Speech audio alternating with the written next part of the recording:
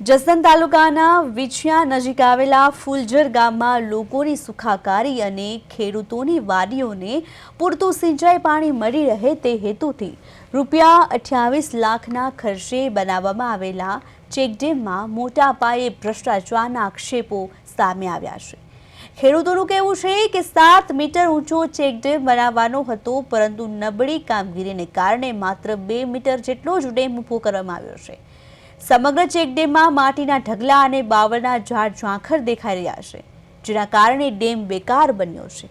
આ મુદ્દે આજુબાજુની વાડીઓના ખેડૂતો એકત્રિત થઈને ચેકડેમની ગુણવત્તા સામે પણ વિરોધ નોંધાવ્યો છે। ખેડૂતોનો આરોપ છે કે રૂપિયા 28 લાખના બજેટમાંથી માત્ર 8 થી 10 લાખ જેટલો ખર્ચ થયો હોય તેવું લાગી રહ્યું છે અને આ ડેમથી ખેડૂતોને કોઈ લાભ મળ્યો નથી। ફાયદો માત્ર કોન્ટ્રાક્ટર અને સંબંધિત અધિકારીઓને થયો છે। ગામના ખેડૂતો દ્વારા સમગ્ર મામલે ઉચ્ચ કક્ષાની તટસ્થ તપાસ કરાવી ચેકડેમનું કામ ફરીથી કરાવવાની માંગ કરવામાં આવી છે।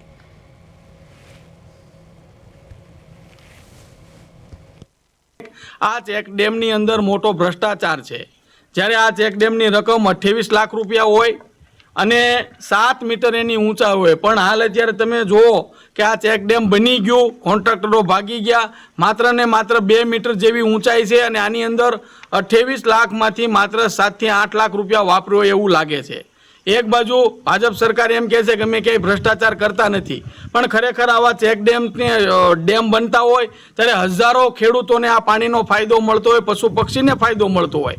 આ ચેકડેમથી એક પણ ખેડૂતને ફાયદો નથી, કારણ કે મોટો ભ્રષ્ટાચાર થયો। આમાં મોટા તિરાડ રહી ગયા છે, પાણી લીકેજ થાય, ક્યાંય પણ લેવલિંગ નથી। જ્યારે કોન્ટ્રાક્ટરોને એવું પૂછવામાં આવ્યું કે એમને નકશા બતાવો, કઈ પ્રકારનું કામ છે, કેટલી રકમ છે, ત્યારે કોન્ટ્રાક્ટરે એવું કીધું કે અમને જેમ સાહેબે કીધું